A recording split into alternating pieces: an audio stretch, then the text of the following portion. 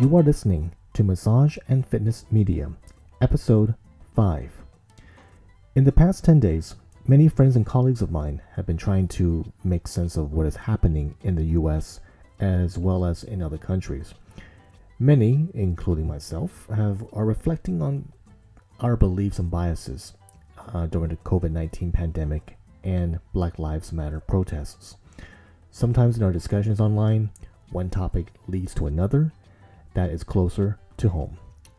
Recently, I had a discussion with a physical therapist about what is going on in our neighborhood, and we ended up talking about our work since some of us are going back to work this season. And today, we have Rheysson Cornilla, who is a physical therapist practicing in Cavite, Philippines. He attended the 2019 San Diego Pain Summit and has been sharing his work on social media in applying pain science and communication skills to practice.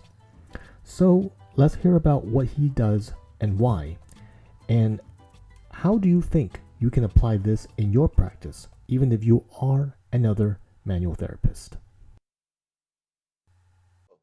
So, hello, I'm Rheysson, and like Nick said, I'm a physio.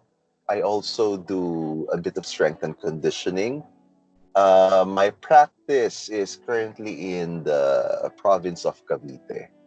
It's r- it's pretty much adjacent to the metropolis, Metro Manila, where most of the activity happens. Most of the business districts are.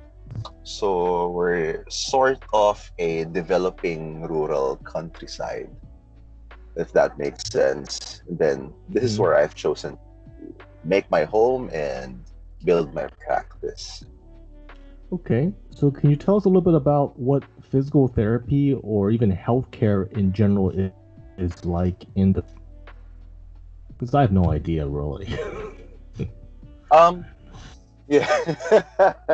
For the most part, I think it's somewhat similar to your structure in terms of insurance coverage.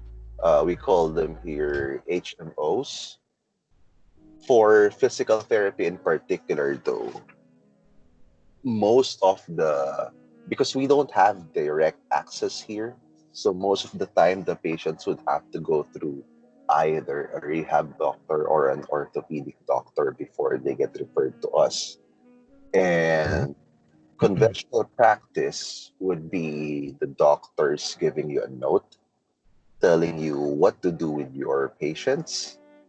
And for the most part, that has been based off on modalities. Things have been changing though, but I think it can still do a lot better. It can go a lot faster. But for the most part, it's still very modality based. Mhm. Exercises, activity hasn't an established part of the practice insofar as building resiliency and load is concerned. There are physios though who practice outside of that system, but it's still predominantly passive, I would say. Then it's not within what we try to espouse, the biopsychosocial approach to working with people. I think we have a lot of growing to do in that regard with our practice all across. Okay. And okay, so that sounds a lot like the U.S. here then. Okay. And how did you get into the PT profession and why? Like, what made you go into it in the first place? When I took up physical therapy, I wasn't really thinking about the profession per se. Most of the families here would try to influence their children to take up a course that could eventually lead them into a career abroad. So there was a time physical therapy was the popular choice. Then nursing took over. When I went into physical therapy, it was just an influence by my parents. to, hopefully lead me into a better life. So I did not really understand physical therapy as much when I started. But when I went into the major subjects, when I had my clinical rotations, that's when I really learned to love the career, love the profession. And then eventually, I also decided not to leave the country anymore, not to pursue a career in States. And then, yeah, I stayed here, established my practice, worked on being a better clinician, worked on trying to influence others with the things that I have learned. So, yeah, it pretty much started as a way to go abroad, but my mind changed, so I'm here. But, but, okay, but why did you change your mind? Um, I think when I started, I was letting other people make my decisions for me. And so if you talk to a lot of Filipinos who migrate there, it's a way into a better life. Mhm. It's a way to be financially stable, so to speak, and then take care of the whole family. I I thought I could make it here just as well, and I felt like I, I did not want to leave my family behind. I didn't want to get detached from them. And I had friends who were working so much on pursuing a career abroad that pursuing that career took up all of their time, and they were not able to build themselves up. So they, like, I've known people who were trying to get into the US for like 7 or 10 years. And then if you look at their credentials, their continuing education, they haven't done as much. So when I met those friends of mine, I was like, hey, let's do something to build ourselves first, because that will eventually dictate on your marketability, your skills, your ease of Okay. adjustment. And because I allocated my time and my resources on building myself instead of a possible career elsewhere, I think things went better for me. And I think my standard of care changed because my focus became more about helping other people. I took my mind off an overseas dream, which wasn't my dream to begin with in the first place.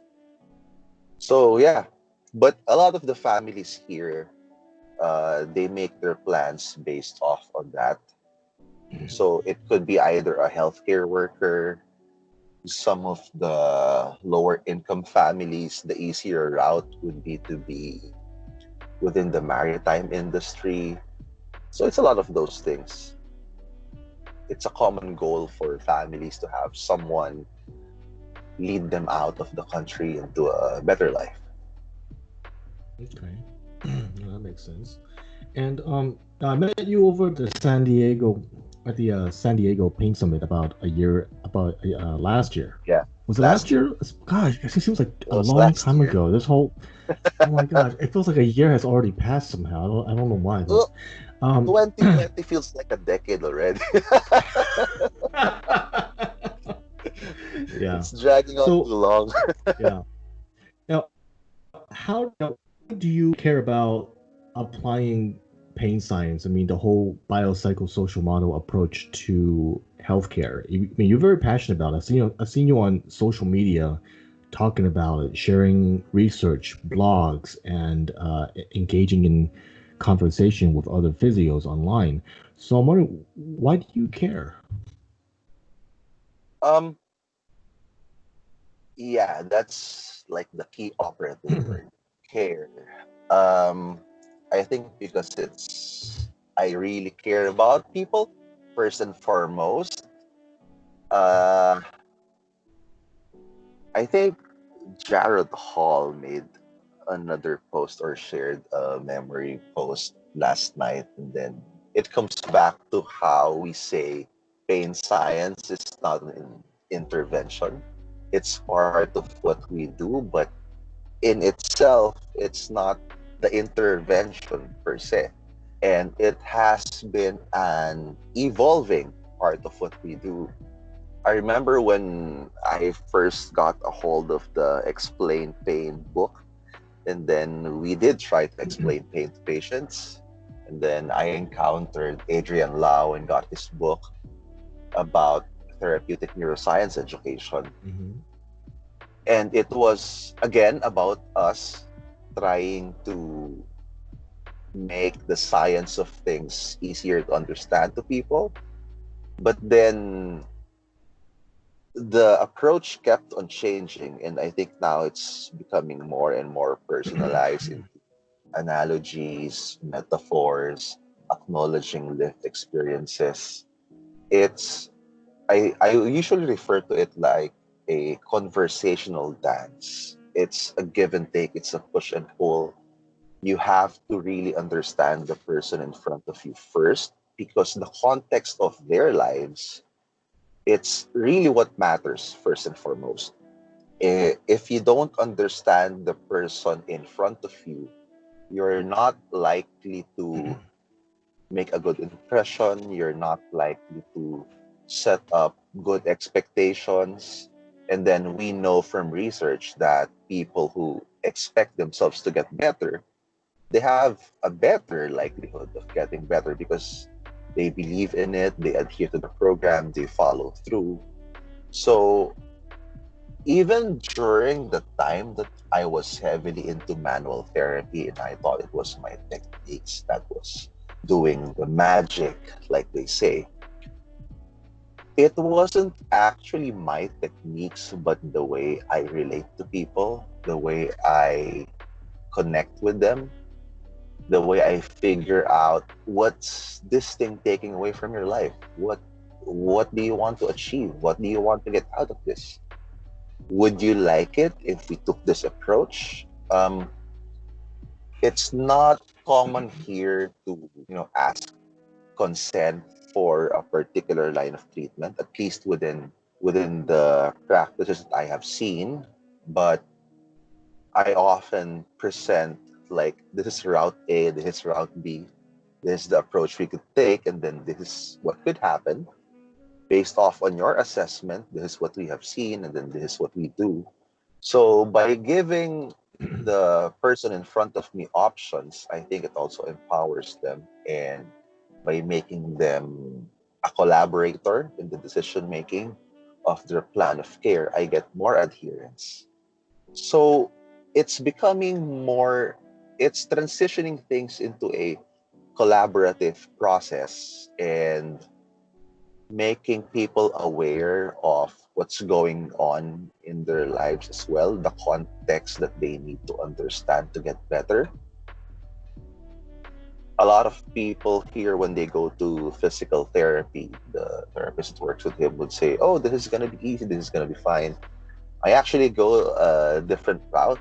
I'm going to tell them, hey, it won't be easy. So I need you to concentrate here. I need you to focus. Would you be willing to do this much? Would you be willing to adhere to this program to achieve this kind of change? I use a lot of questioning to lead them into thinking for themselves, but ultimately, in the end, it becomes their choice.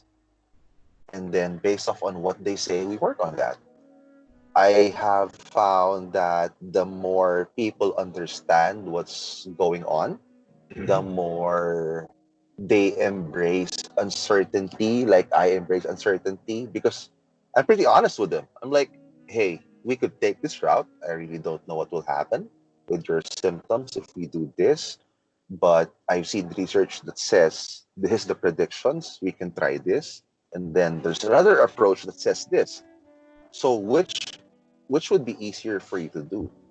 Which are you most likely to follow? Let's give it a try.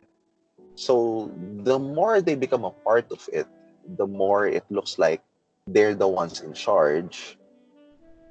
I think the better the outcomes are. And even if, because I honestly tell people I don't always solve people's pain problems, but I get them to accept, I get them to function better, and then I wean them off from me. It's one of the things that I think sets me apart. Like, I've met people, and at the onset, I tell them, my job is to get rid of you. Because if you stay with me for too long, it means I'm not really doing my job. So, yeah, I That's think awesome, that's a man. lot of things. Yeah. But you know, Well, I don't hear many therapists say that actually. That's a pretty, you know, it's kind of, a public's perspective. I mean, it sounds kind of different, because you seem to have the best interest for your patients. So, well, I don't want to be another treatment dispenser. So, because I also work with, I've dealt with a lot of chronic pain cases. And then whenever they go to therapists, the physios just tell them, oh, I do this approach. It's based off on this. Oh, I think something is wrong with this and that. So in the end, they have more problems. They think they have more precautions. They have more things to be afraid of. I changed the languaging so that instead of looking at the negatives, we're looking at the positives. Instead of just looking at the diagnosis, let's look at the prognosis. Let's look at the differential diagnosis, then the prognosis, and then what can you do? What are you willing to do to get better? And at the onset, I think it's a lot of transparency. Like I said, I tell people, hey, it's not always going to be easy. Sometimes it's going to be hard, but you should pull through because your symptoms are not going to be the same. Like Monday morning might feel different from Wednesday afternoon. And then there are so many things you can consider to be factors for that. And then bringing up stress, lifestyle changes, other health factors into the mix, it becomes a comprehensive lifestyle and behavior check for them. So the more aware they become of their overall health, of their overall activity, I think the bigger perspective makes them accept that they have to take an even more active role in getting better. So it's not off me, it's not coming from me anymore. It's coming from them. Because what we really want to get here is some semblance of behavioral change that we hope would inspire and cause symptom modification. And then eventually it would lead them into better health seeking behaviors. Then they can self manage, they take care of themselves. Hopefully they refer us to their friends and family. Um Nowadays, well, before the lockdown, like I meet up with an old patient like at least once every month just to, well, have coffee, or we get on a call just see how they are and talk about life in general. Like, how are you with your kids? hmm. Still having symptoms?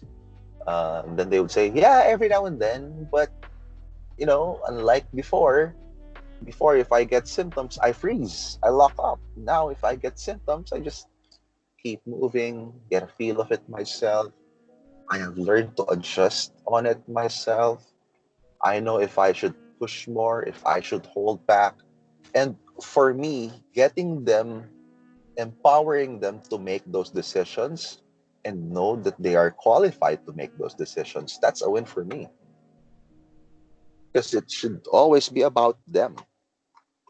And I think that's the biggest thing that sets me apart from other practitioners here. Like, the more I can fade off into the background, the better. Then we just meet That's up for cool. coffee Just a or very whatever. I'm curious.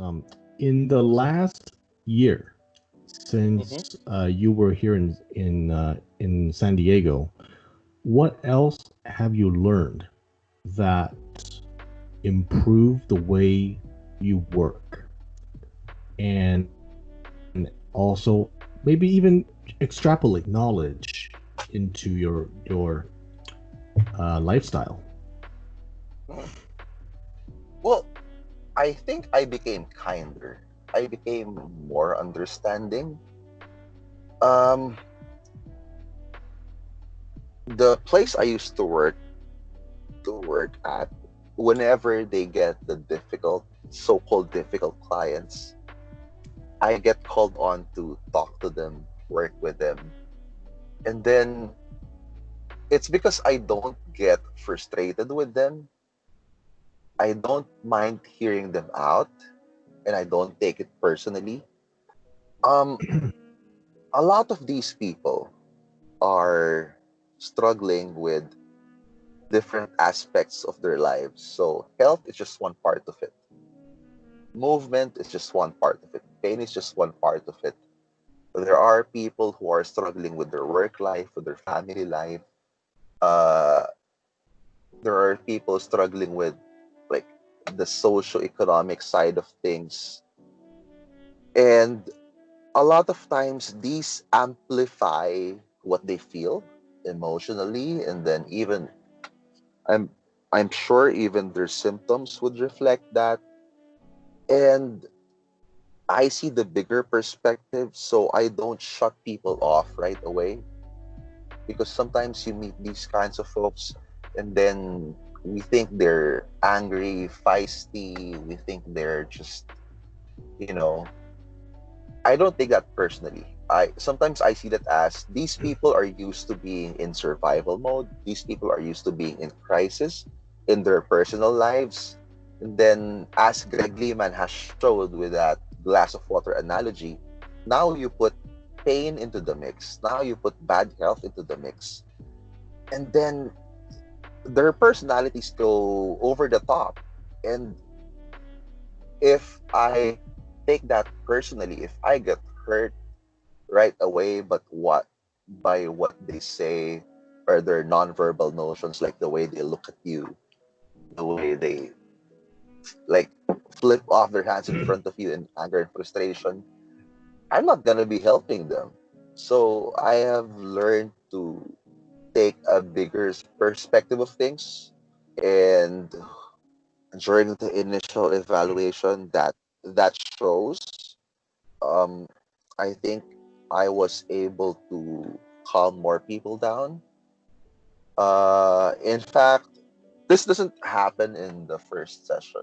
Sometimes it takes us a week or two or even months to have before we can get our clients open up, really. And then I've had people break down in front of me all of a sudden in the middle of a deadlift session because they suddenly felt comfortable to open up about their personal lives. And then, oh, I'm going through a divorce. Oh, having a tough time because my kid actually has this condition. And then things get better for them, symptom wise, or at least function wise. Sometimes it doesn't, but it gives them a linear path, and it allows me to help them further. Sometimes it just becomes the next start off point for the discussion, for the treatment, for the activity adjustments. So it made me kinder. It made me take on even bigger perspectives. And these are things I often see things that I never thought I would see. Like, I never thought I would be this considerate. Hmm. I just thought I'm going to be giving out therapy sessions. But here we are talking about more and more about life in general. Hmm. So, as an example, there was a client who stayed with me for years because we really hit it off after she got better from her physical therapy sessions. We went on to strength and conditioning. And then the reason I retained her was because whenever she comes in to train with me, we would talk about life, how she could communicate better with her son because she's a single mom. And then her son is going through depressive episodes. So we talk about those things. It's not even about the training sessions anymore. It's about, you know, being aware more and more about our lives, what we go through, and then how we can make it better on our own. So Mm-hmm. communication skills. We don't learn this. Like they don't teach this in college. You don't just pick this up on a course. This is something you work on year after year after year. And I think because I have had more clinical failures than a lot of people, I've learned to come up with certain scripts. If I tell a person one thing and then that person has a rebuttal, I have learned how to anticipate those rebuttals, answer them in a more appropriate way that can come off as more encouraging or motivating, maybe, Mm-hmm. or at least diffusing, de escalating their symptoms or emotions. So it's something we've built up on years and years of trying to be good people, trying to be sincere in helping people. So Okay. yeah, people skills, like real deep people skills. You're not just reading off from a chart or a script, Yeah, basically. Wow. But how much time do you spend with each patient of yours? well, it depends on a session, but my initial evaluation sessions could last for an hour and a half, 2 hours, Mm-hmm. because I always think this way. The initial session would dictate the rest of the journey. So I want to make sure we understand each other. I want to make sure I explain everything in a manner that they understand.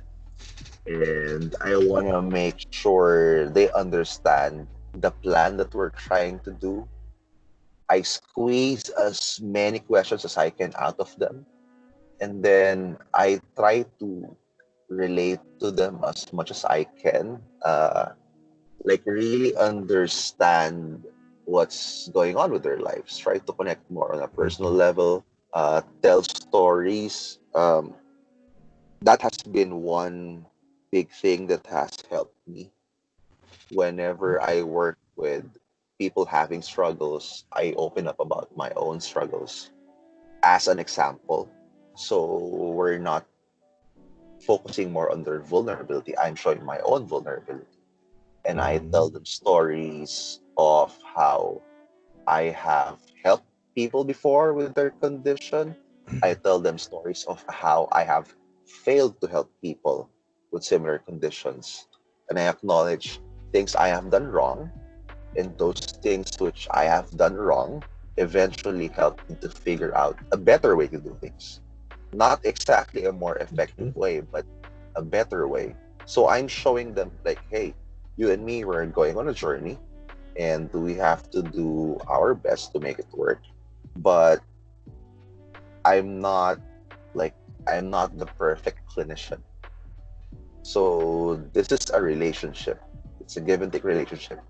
You have to talk to me, you have to give me feedback. I encourage communication from their end because a lot of times there are things patients don't open up to you about because they don't have as much maybe confidence telling you about those things.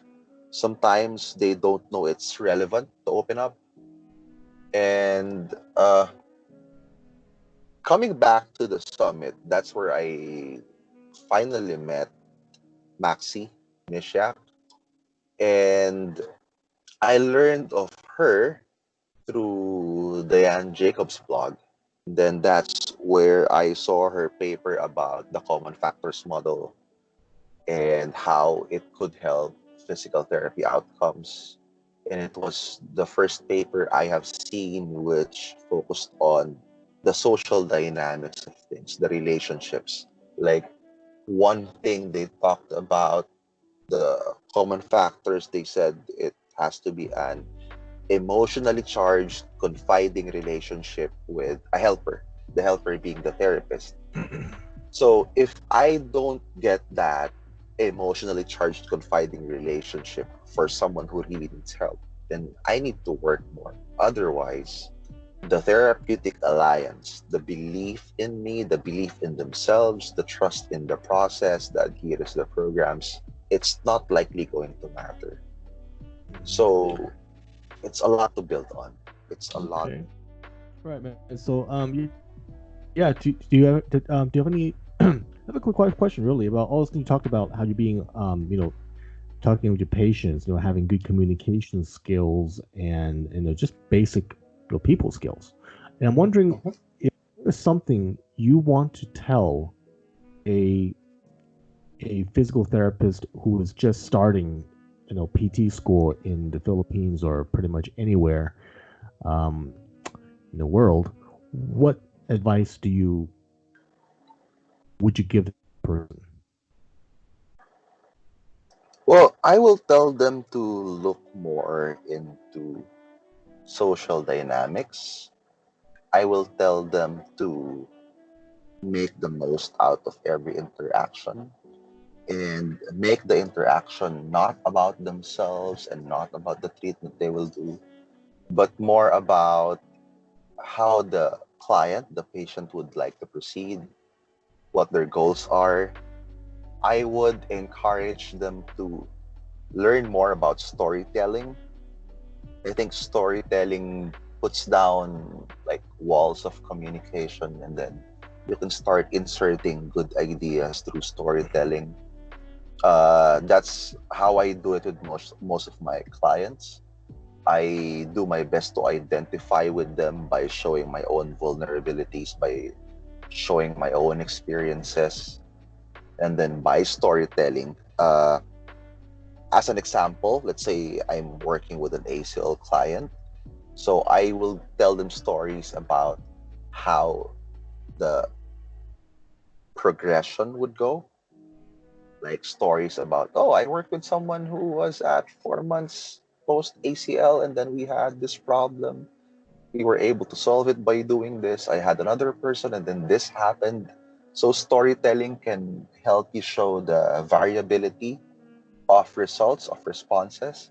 Then it can also help you show the variability of the logic that you will do. So Hmm. I think it encourages patients to be braver or be more motivated about facing uncertainty, because they know that no matter what, how things would turn out, you will be right there with them, helping them out through the journey. So things that will make you a better interactor than an operator. So make it more collaborative, make it a shared experience, not just coming from your Wow, side. that is something I wish I had learned many years ago. I wish so too. Like this is carefully curated from many failures and bad interactions, and Hmm. acknowledging my own faults, my own shortcomings. I use those as like springboards. You know, Hmm. you become aware of why things went down south, Hmm. and you learn to calibrate, you learn to adjust. So you calibrate even the conversations. We think whenever we work with people, we're not doing a very good job of setting expectations and then managing those expectations. I think being more relatable will help with that. Being a better storyteller will help with that. So yeah. Okay. Now, quick question though. For some people who want to know more about you, what you do, and also want to follow you on social media, how can they contact you, reach out to you? Oh, they can just connect with me through my page on Facebook and Instagram. I just go by my name. However, during the lockdown, I tried to dabble a bit more into self promotion. So I have a professional page that goes by my name as well. But I also called it the RH factor. RH I factor. wanted to take that off, but Facebook is not letting me change it anymore. Us- But it's still under my name. So Okay, you can just add me if you have questions, send me a message. I don't mind replying. Just be patient because I don't always get to reply right away.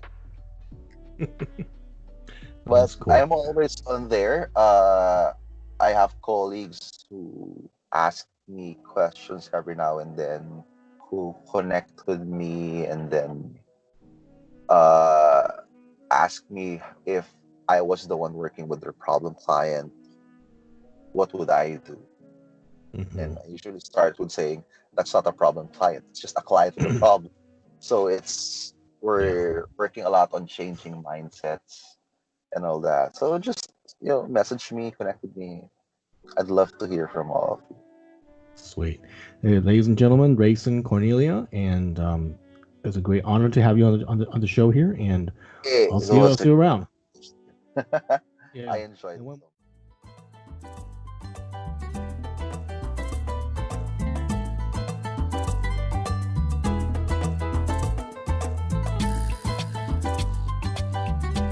Earlier this week on Facebook, I had asked on our page what we can do to further improve diversity in our reporting, and we had some good suggestions.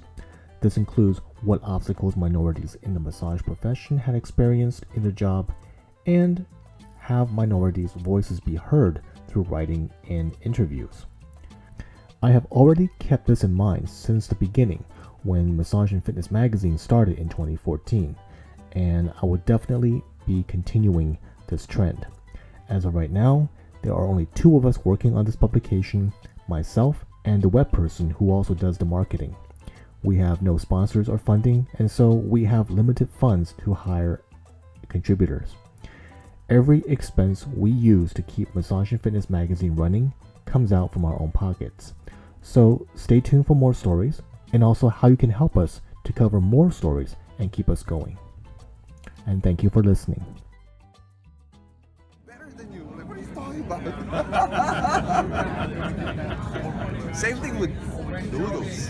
Oh A lot yeah. of noodles. Oh yeah. Sometimes you go attend the meal, there's like noodles as appetizer. Main dish, of course, will have a lot of rice. Then dessert will be rice cake of some sort. Come on, man. What are you talking about? Sometimes people hear